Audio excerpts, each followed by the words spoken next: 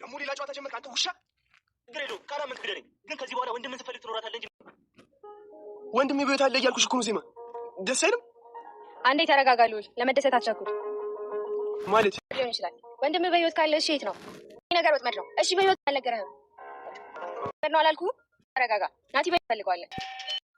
ምን አይነት ራስ ወዳድ በሆን ነው ግን ያዳ አንዴ እየተጨነቀ እያየሁት ሁሉንም እውነታ እንደመንገር ዝምታን የመረጥኩት። ብዙም አይደለም ማበረም ባየሁት እኮ አንተ ባደርስ ሊኖረው በቁም ይቀብሮኝ ነበር። ቪዲዮውን እንደተመለከትነው ናቲ እንግዲህ አልሞተም እያለ ነው የዛና። ይሄንን ምክንያት አድርጎ እውነት ከልዑል ማምለጫ ፈልጎ ነው ወይስ በህይወት አለ የሚለው የሁላችንም ጥያቄ ነው። እና እንግዲህ ምንድነው ወንድሜን እሺ ስጠኝ አሳየኝ ሲለው የማዘዝ ስራ አለኝ እሱን ስራ ከፈጸምክ ነው ሲለው፣ ምንድነው ስራው? ምንም ይሁን ምንም ወንድሜን ምንም እንዳታረገው እኔን እንደፈለክ አድርገኝ የፈለግከውን እዘዘኝ ብሎታል።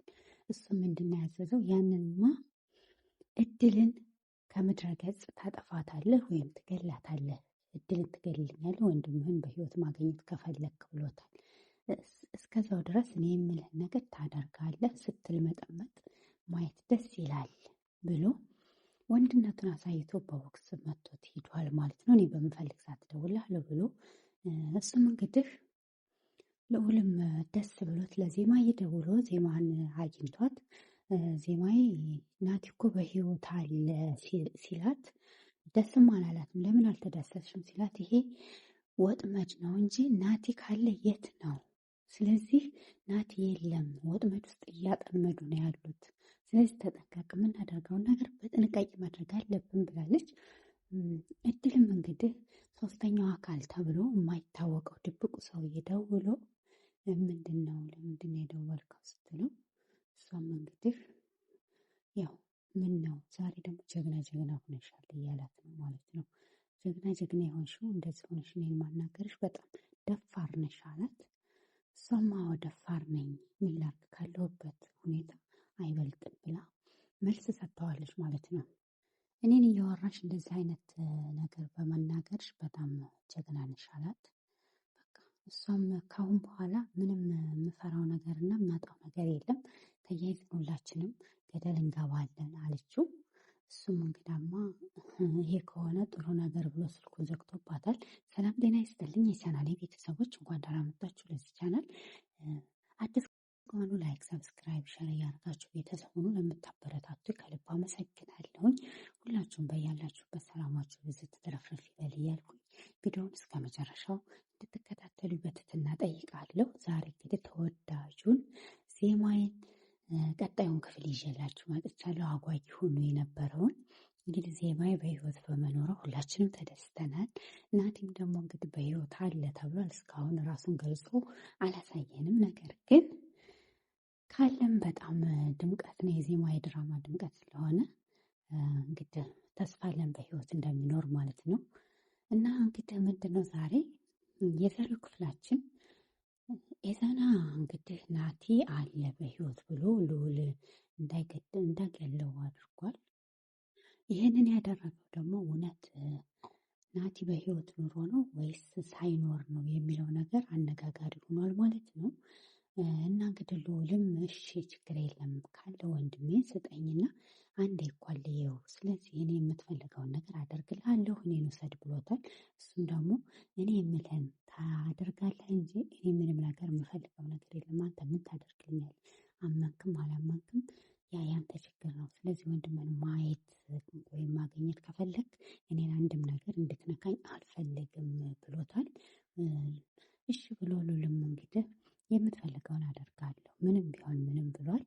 እናም እንግዲህ ኤዛና ወንድነት እያጫወተው እደውልልሃለሁ ብሎ ትቶት ከሄደ በኋላ የመታው ቦክስ ትዝ ሲለው ተመልሶ መጥቶ ልዑልን እንግዲህ እንዲነሳ ካዘዘው በኋላ በቦክስ መቶት እኔን ለመናገር ወይም እጄን ለማንሳት ስትሞክር ናቲን እያሰብክ ካሁን በኋላ ምንም ልታደርገኝ አትችልም ብሎ ሲለው እሱም እንግዲህ እሺ ብሎ ጉንጩን እያሻሸ አንገቱን ደፍቷል። ምክንያቱም የሚፈልጉትን ነገር ለማግኘት አንገትን መድፋት ያስፈልጋል። ነብር ሲያረጅ የዝንብ መጫወቻው ይሆናል የሚባለው ተረት ማለት ነው። እንግዲህ ልዑል ጀግና የሚባል አደገኛ የሚባል ተደባዳቢ የሚባል ሰው ዛሬ ለናቲ ለወንድሙ ሲል አንገቱን ደፍቶ እየተመታ ይገኛል ማለት ነው።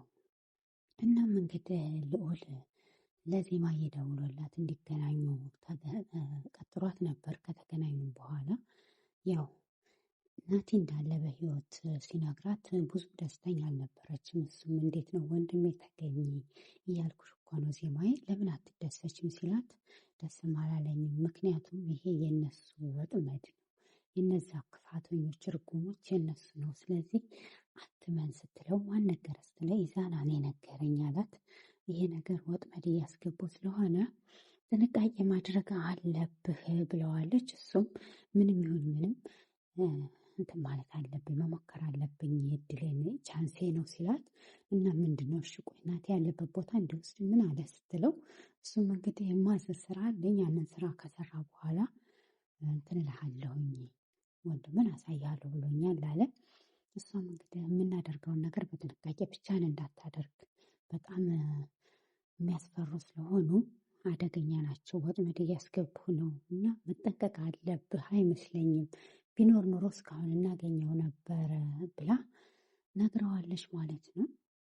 እንግዲህ ለእድልም ደውሎላት ሶስተኛው አካል ድብቁ ሰውዬ ምንድነው እንደዚህ አይነት ንግግር የምትናገሪው ሲላት ሁሉም ሰው እኔን እየጠረጠረ ነው። ከዚህ በላይ ምን ችግር አለ? ከዚህ የባሰ ህይወት የለም፣ ከዚህ የባሰ ሲኦል የለም። ስለዚህ ምንድን ነው የምትለኝ ያለችው። እሱም እንግዲህ ለአቢኒ ፍቅር ብለሽ ነው ይሄን ሁሉ ያደረግሽው እንጂ ለእኔ ብለሽ አይደለም ሲላት፣ እሱም ያው ሰማው አቢኒ እንደማፈቅረው አውቃለሁ። ነገር ግን ባፈቅረውም በወደውም እንደዚህ ከልክ ያለፈ ሰውን ለማጥፋት ደረጃ ደፋር እንዳልሆንኩ ታውቃለህ። ነገር ግን አንተ ነህ ይህንን ትእዛዝ ሰታይስ በመልክ አላቅ በአካል አላቅ እንዴት ነው ይህንን እዚህ ውስጥ ያስገባኝ? ስለዚህ ከዚህ ውስጥ እንዳስገባኝ ከዚህ ውስጥ እንድታወጣኝ እንትን ትላለህ። ስለዚህ አንተ ነህ ማንነቱን የማላውቀው ሰው ብር አምጪ እያለ እያስጨነቀኝ ነው። ስለዚህ ኢዛናም ሊሰማኝ አልቻለም እና ቢኒም እያሳደዱኝ ነው። ምንድን ነው መፍትሄው? ከዚህ በላይ ሲኦላለሁ እኔ ጉድጓድ ከገባሁ አብረን ነው የምንገባው። ስለዚህ ሁላችንም ተያይዘን እንገባለን። ከዚህ ነገር ውስጥ እንዳስገባኝ ከዚህ ነገር ውስጥ ታስወጣኛለህ ብላ ትእዛዝ ሰጥተዋለች። ዛሬ ጀግና ሆናለች ማለት ነው። እሱም እንግዲህ በስልክ እየደወለ ብር አምጪ እያለ ለሚያስጨንቅ ሰውዬ መፍትሄ አይጠፋም፣ ስልኩን እኔ እቆጣጠርና እናስወግደዋለን ብሎ ትእዛዝ ሰጥቷት እሷም እሺ ብላለች ማለት ነው። እንግዲህ ልዑልም ለኢዛና እየደወለ ኮራ ብሏል ኢዛና። ምክንያቱም ወንድም አለ ስላለው ወንድሙን ለማግኘት ልዑልም ጓጉቷል ማለት ነው። ለምንድን ነው ብዙ ጊዜ እየደወልክ የምትጨቀጭቀኝ? ምን ነው የቸኮልካት መስለም እንዴ? በተደጋጋሚ ስልኬን እየደወልክ ቢዚ ያደረግከው ናፈኩ እንደ ምን ፈለክ ሲለው ከዚህ በላይ አትቀልድ ወንድሜን የት እንዳለ ንገረኝ ሲለው ልዑል አትቸኩል፣ ያንተ ችግር ምን እንደሆነ ታውቃል፣ በጣም ችኩል ነህ። ስለዚህ ድመት አይጥን ለማያት ስትቸኩል ያልሆነ ጉድጓድ ትገባለች።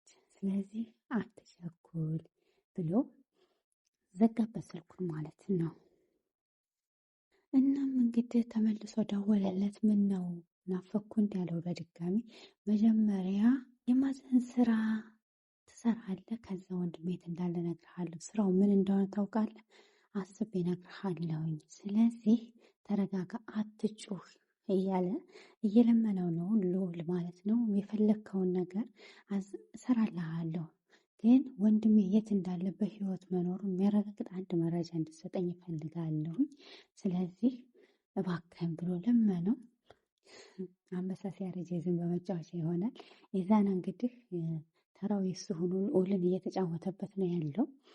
እሱም እንግዲህ አዝኗል ልዑል ማለት ነው። ስልኩን ዘጋበት። ጆሮ ላይ ደፍሮ የማይናገረው ሰው ዛሬ ድምፁን ከፍ አድርጎ ይናገር ጀመር ማለት ነው። ከባድ ነው። አንዳንዴ ለምንፈልገው ነገር ጎንበስ ማለታችን የሰዎች መጫወቻ ያደርገናል ማለት ነው። ከባድ ነው። እድልም እንግዲህ ብሩን አምጪ ብሎ ደውሎላት ነበረ። እሷም ይህን ያህል ብር እኔ ከየት ነው የማመጣው? ስለዚህ ይህን ያህል ብር ማመጣበት የለኝም ብላ ዛሬ እድል በጣም ቆፍጣና ሆናለች ማለት ነው። ነገሮቹ ሲበዙ አንዳንድ ሰው ሳትፈልግ ጀግና ትሆናለህ ማለት ነው። እና እንግዲህ እሷም የምትፈልገውን ነገር አድርግ፣ ለፖሊስ ተናገር፣ ለፈለግከው ለናያዳ ተናገር፣ እንደፈለግኩን እኔም ዛሬ ሄጄ በቃ እናገራለሁ ሁሉንም ነገር። ስለዚህ ምንም የምፈራው ነገር የለም። ሂድና ለአቢኒም ተናገር፣ ለአዳም ተናገር፣ የፈለግከውን ተናገር። አስሬ ከምሰራ አንዴ ብላቀቅ ይሻለኛል። ስለዚህ በዛ ስቃዩ በዛ። ስለዚህ እኔ ሄጄ ላቢኒ አሁኑኑ ሁሉንም እናገርና ለፖሊስ እሰጣለሁ እጅን ብለዋለች። ስልኩን ዘጋይ። እሷም እየተጨነቀኝ ነው ይሄንን ስትናገር ማለት ነው። እሱም እንግዲህ ተናዶባታል ማለት ነው። አቤል እንግዲህ በጣም ተናዷል ማለት ነው። እድልም ጀግና ሆና ዘግታበታለች። ብሩን አገኛለሁ ብላ ነበር እንግዲህ እድል ሁሉንም እውነት ላቢኒ ይናገራለሁ ብላ ወስናለች ማለት ነው። ምክንያቱም ማፈቅረው ሰው የኔ ይሆናል ብዬ ነበር ይሄን ሁሉ ያደረኩት፣ ነገር ግን ሊሳካልኝ አልቻለም። ሂጄ ሁሉንም ነገር መናገር ነው ያለብኝ። እሱም የሞተን ሰው ይመጣል እያለ ከሚጠብቅ ተስፋ ቆርጦ ይኖር፣ እኔም እንግዲህ ህይወቴ ሁሉ እስር ቤት ይሆናል፣ ሁሉንም ሰዎች ይዣቸው ገባለሁ ብላ ወስና እንግዲህ ወደ አቢኒ ሂዳለች ማለት ነው። አቢኒም እንግዲህ ዜማዬን የሚያገኝበት ቦታ ቁጭ ብሎ እያንጎራገረ ሁሌ የሚያችን ሙዚቃ እየዘፈነ ይገኛል ማለት ነው። ዜማዬም እንግዲህ ከሩቅ ሆና ራሷን ማንነቷን ደብቃ እየተከታተለችውና ሙዚቃውን እየሰማች በድጋሚ ዛሬም ታዝናለች ማለት ነው። ምክንያቱም በአካል ማግኘት አትፈልግም። ካገኘችው የእሱም ህይወት ይበላሻል የሚለው ነገር ስለፈራች ማለት ነው።